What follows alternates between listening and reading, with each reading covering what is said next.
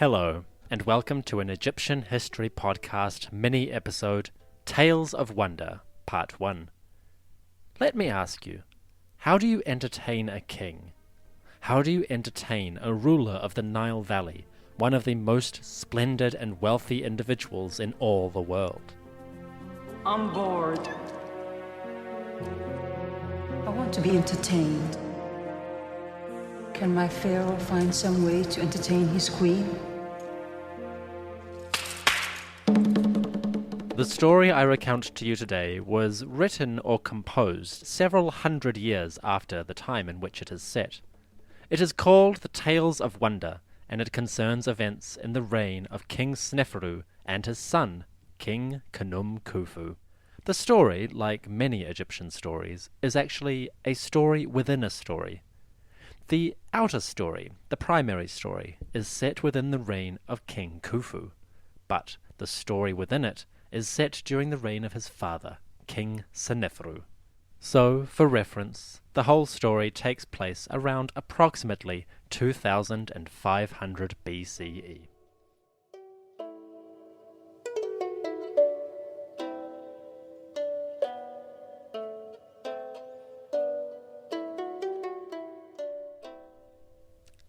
Part 1. Prince Bau-Efra's Tale.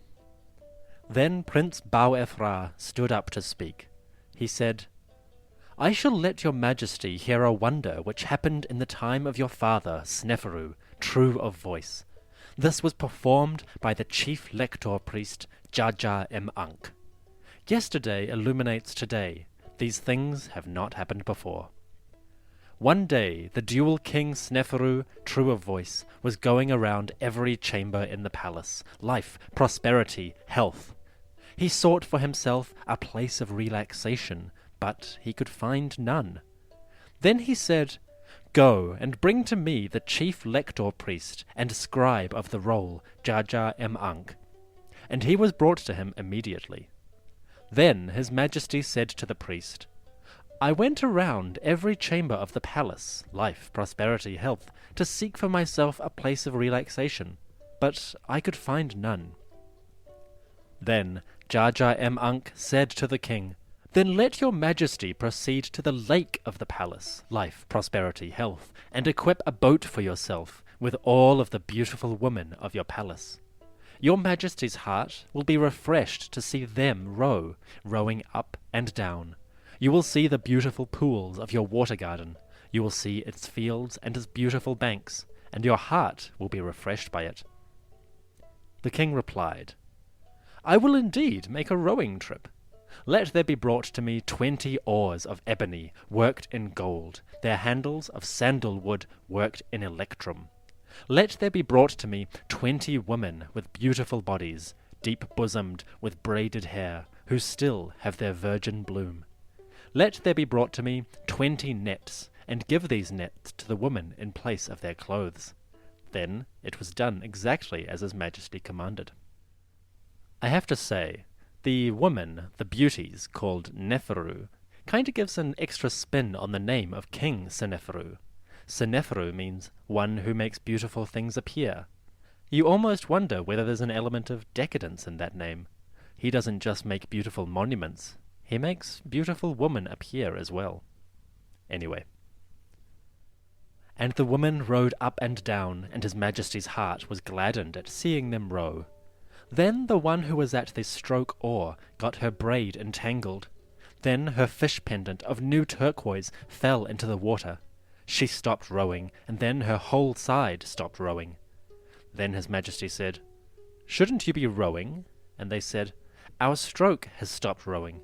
And his majesty said to her, 'Why are you not rowing?' And she said, 'Because a fish pendant of new turquoise fell into the water.' Then he said, 'Oh, if you want it, it shall be replaced.' And she said, 'I want my own, not one like it.'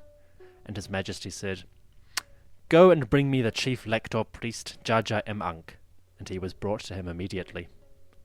Then his majesty said, 'Jaja-em-Ankh, my brother, I have done as you said, and my majesty's heart was refreshed at seeing the beauties row. But then a fish pendant of new turquoise belonging to the stroke oar fell in the water. Then she stopped rowing and ruined her whole side. And I said to her, "Why aren't you rowing?" And she said to me, "Because a fish pendant of new turquoise fell in the water." And I said to her, "Row, look, I'll replace it." And she said to me, "I want my own, not one like it." Now, obviously there's a bit of repetition going on here, and that's actually a literary trope that comes along later in Egyptian history. Early Egyptian texts don't use repetition, but later on in their history, once they began to engage particularly with the Levant and the Semitic people speaking there, the Egyptians actually started to be influenced by Near Eastern literary traditions, and so they started to use more repetition. This is why we hear the same basic thing twice in the same section, because this is written at a later time period, and the literary style is slightly different. I just think that's kind of cool. Now then. So the chief lector priest Jaja-em-Ankh said his magic words. Then he placed one side of the lake's water on top of the other, and he found the fish pendant lying on a potsherd. Then he fetched it, and it was given to its owner. Now, as for the water, it was 12 cubits deep in the middle, and it ended up 24 cubits deep after it had been folded over. Then he said his magic words again, and he restored the waters of the lake to their original position. His Majesty spent the day having fun with the entire royal household, life, prosperity, health, and so he rewarded the chief lector priest, Jaja-em-Ankh, with every good thing. Jaja-em-Ankh's solution to the problem should be familiar to you if you know your Egyptian history or your Bible. Like a certain Moses, Jaja-em-Ankh parts the waters of the lake in order to fetch the necklace from the bottom of the lake. I think the image that you get of Moses parting the waters would serve you quite well here, the water splitting upwards and folding back on itself. This is probably what the Egyptians mean when they say that he folds the water up so that it stands twice as high as it is deep. It's an interesting parallel with the book of Exodus, and again, it hints at that Near Eastern influence on the literature. Then Prince Bau-Ephra concluded, "Behold the wonder which occurred in the time of your father, the dual king Sneferu, true of voice, a deed of the chief lector priest and scribe of the roll, Jaja-em-Ankh." Then the majesty of the dual king Khufu, true of voice, said, "Let an offering be made of 1,000 loaves, 100 jars of beer, an ox, and 2 bowls of incense for the majesty of the dual king Sneferu, true of voice. And let there be given a cake, a jug of beer, and a bowl of incense for the chief lector priest and scribe of the roll, Jaja-em-Ankh. For I have seen his act of wisdom." And it was done exactly as his majesty commanded. One chapter of the story now finishes, and we move from the tale of Prince Bau-Ephra to a new one, the tale of Prince Hordjedef. Then Prince Hordjedef stood up to speak. He said, "How to relate a past deed is something only those who have passed away truly know. Truth cannot be truly known any more than falsehood. Remarkably, there is a subject of your majesty in your own time who not only knows the things that do not exist, but also everything that does." And his majesty said, "What is this, Hordjedef, my son?" And Prince Hordjedef said, "There is a fellow called Jedi who lives in Jed Sneferu, which is the pyramid town near to the pyramid of Sneferu. He is a fellow of 110 years old. He eats 500 loaves and the shoulder of an ox for meat, and he drinks 100 jars of beer, right up to today. He knows how to reattach a severed head. He knows how to make a lion walk beside him with its leash trailing on the ground. He knows the number of the chambers of the sanctuary of Thoth." Now, the majesty of the dual king, Khufu, true of voice, used to spend all day searching out these chambers of the sanctuary of Thoth for himself, in order to make their replica for his own tomb. His majesty said, "You yourself, Hordjedef, you shall bring Jedi to me." Then boats were made ready for the prince, and he travelled upstream to the town of Jed Sneferu. Once the boats had been moored at the riverbank, he travelled overland, seated in a carrying chair of ebony with carrying poles of boxwood inlaid with gold. Once he had reached Jedi, the palanquin was set down. Prince Horjedef stood up to address Jedi and found him lying on a mat on the threshold of his porch. A servant was holding his head, anointing it for him, and another was massaging his feet. Then Prince Horjedef said, "You seem much younger than your years. Old age is usually the time of dying, the time of burial, the time of rejoining the earth. Sleeping until daybreak, free from illness, without a rattling cough? This is a greeting for a revered one. I have come here to summon you on a commission of my father, Khufu, true of voice. Come, and you shall eat fine things of the king's bounty, and all the provisions of his retinue. He will see that you live a good life, until you join your forefathers, who are in the necropolis." And Jedi said, "Welcome, welcome, Horjedef, a prince beloved by his father. May your father, Khufu, true of voice, praise you. May he promote your position among the elder ones. May your spirit prevail against your enemy.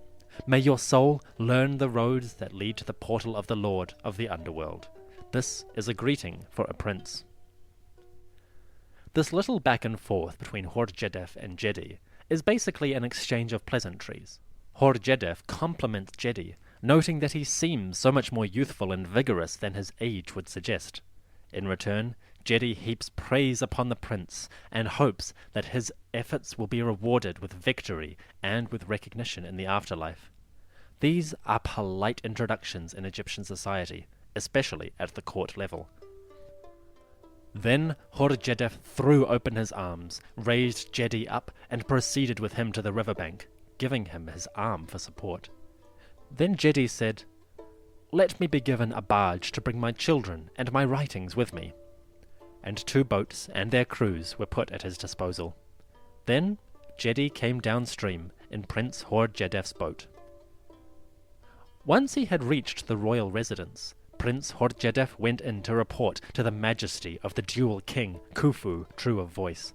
And Prince Horjedef said, "Sovereign, life, prosperity, health, my lord, I have brought Jedi." And his majesty said, "Go, bring him to me." His majesty proceeded to the forecourt of the palace, life, prosperity, health, and Jedi was ushered in to see him. And his majesty said, "How is it, Jedi, that I have not seen you before?" And Jedi said, "He who is summoned comes, sovereign, life, prosperity, health. Summon me, and look, I have come." His majesty said, "Is it true what they say, that you know how to reattach a severed head?" And Jedi said, "Yes, I know how to, sovereign, life, prosperity, health, my lord." And his majesty said, "Let there be brought to me the prisoner who is in the jail, and inflict this injury upon him."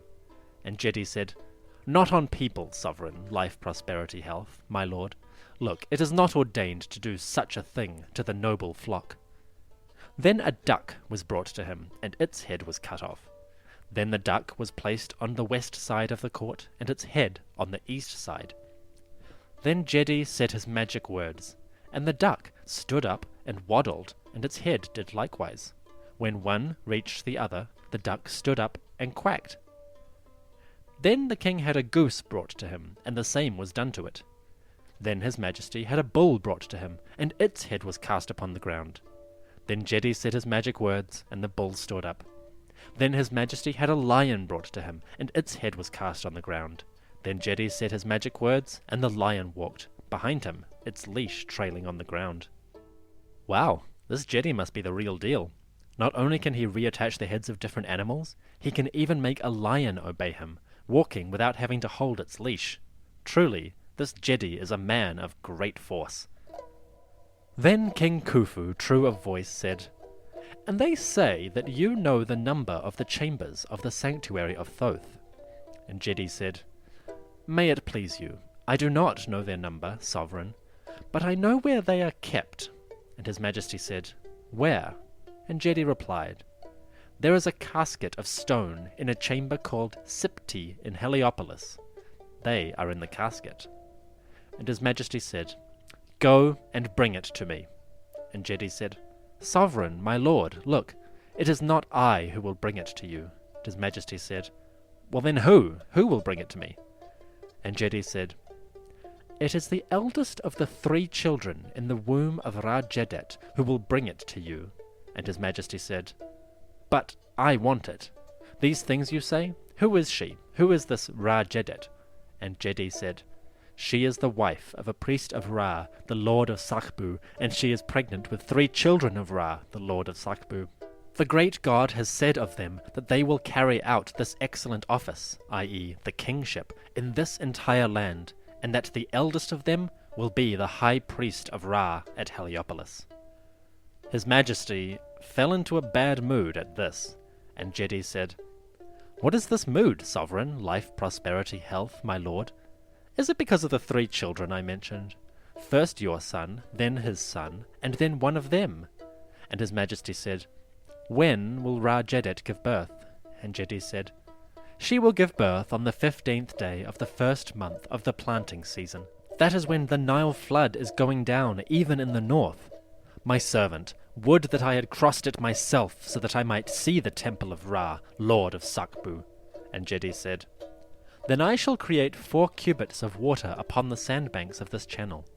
Then his majesty proceeded to his palace, and his majesty said, "Let Jedi be assigned to the entourage of Prince Hor-Jedef, to reside with him, and to make him provisions of 1,000 loaves, 100 jars of beer, an ox, and 100 bundles of vegetables."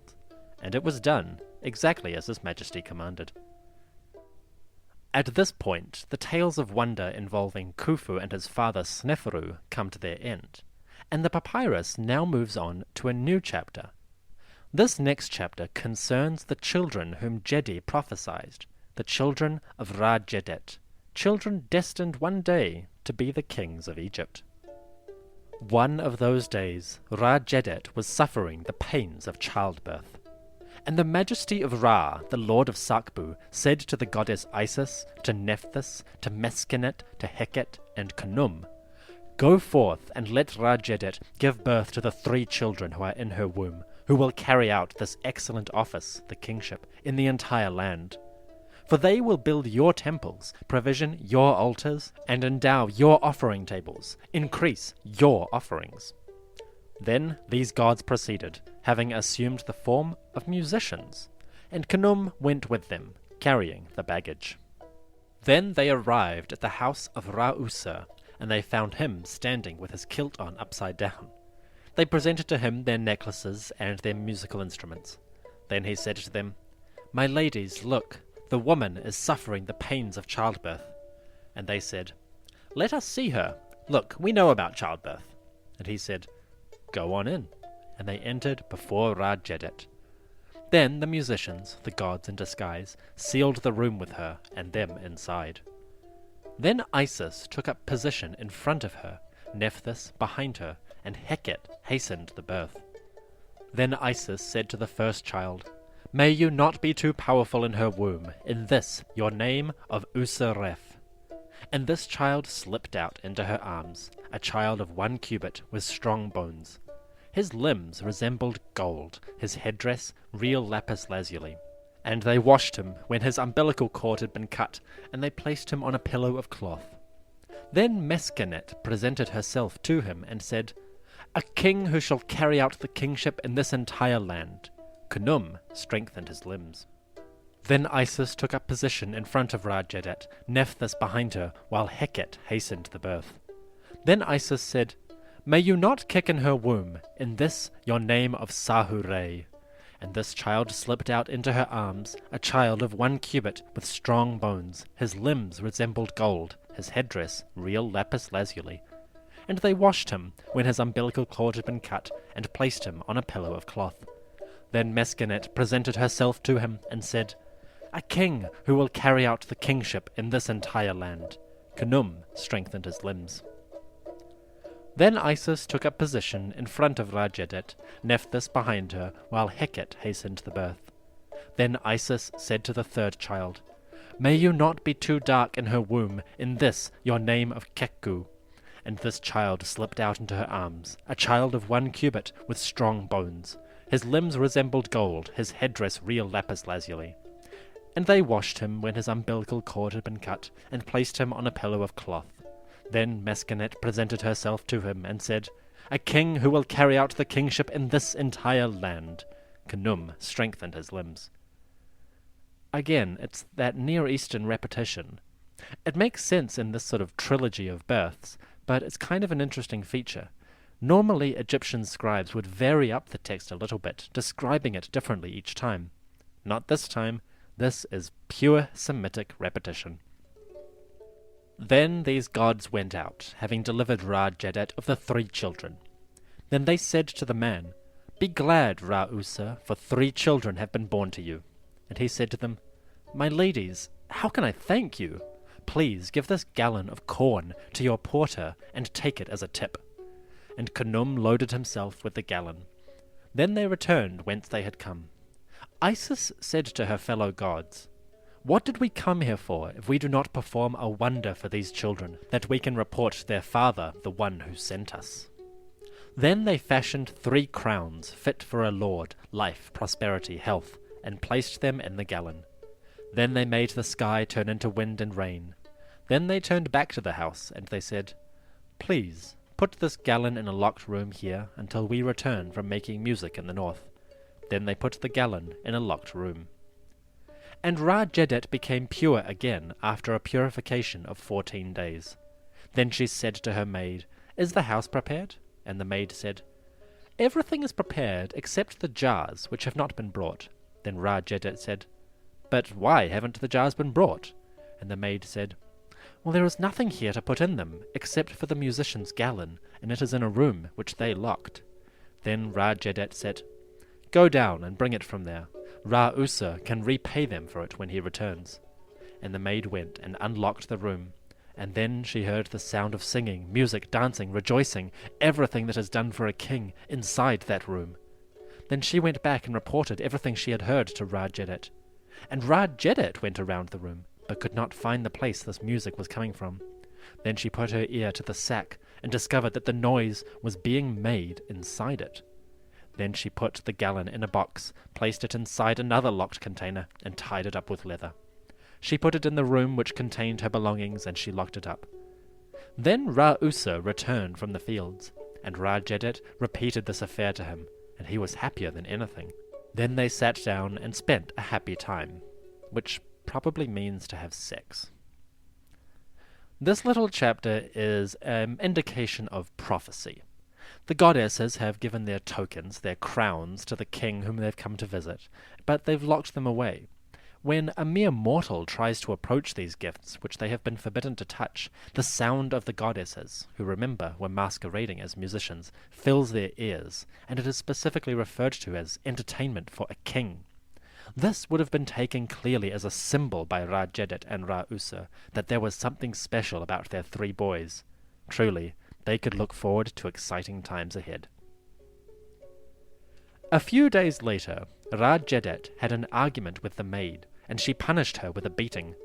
Then the maid said to the other members of the household, "Why is this done? Why? She has borne 3 kings. I will go and tell it to the majesty of the dual king, Khufu, true of voice." And she went and found her older brother binding flax and yarn on the threshing floor.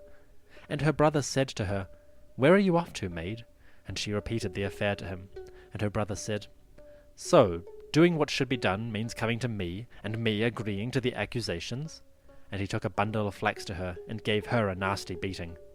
Then the maid went to get a cup of water from the Nile, but a crocodile seized her. Ouch, poor maid.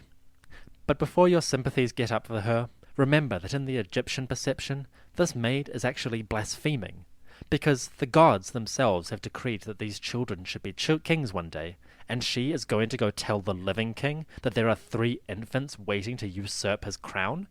No, this maid had to be killed. She had to be removed from the story in order to preserve the god's will. It's not very nice, particularly for the maid, but that's divine will, I guess. The maid's brother went to tell of this affair to Ra-Jadet. He found Ra-Jadet sitting with her head on her lap, her mood worse than anything. And he said to her, "My lady, why this mood?" And she said, "It is the maid who grew up in this house. See, she is gone, saying, 'I will go and accuse them of what is happening.'" Then the brother lowered his head and said, My lady, she actually came to tell me so that she might go with me. I gave her a nasty beating. She went to draw herself a little water, and a crocodile seized her. At this point, the Tales of Wonder ends, and we do not have the remaining sections that once completed the story. The children of Ra-Jedet will return in our narrative, but that is a story for another day, for the children of Ra-Jedet, at least in the cultural memory, did indeed go on to become kings of Egypt, and ultimately they would found an entirely new dynasty. You see, within a few decades of King Khufu, the line of the fourth dynasty is going to come to its end.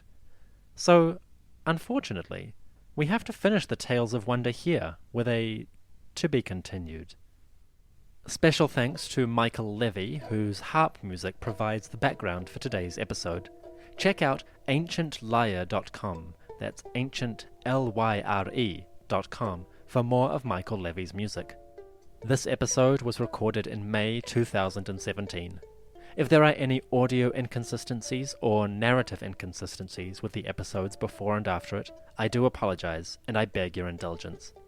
At some point in the near future, I intend to remaster and re-record these early episodes. For now, I'm simply filling in the gaps where I can.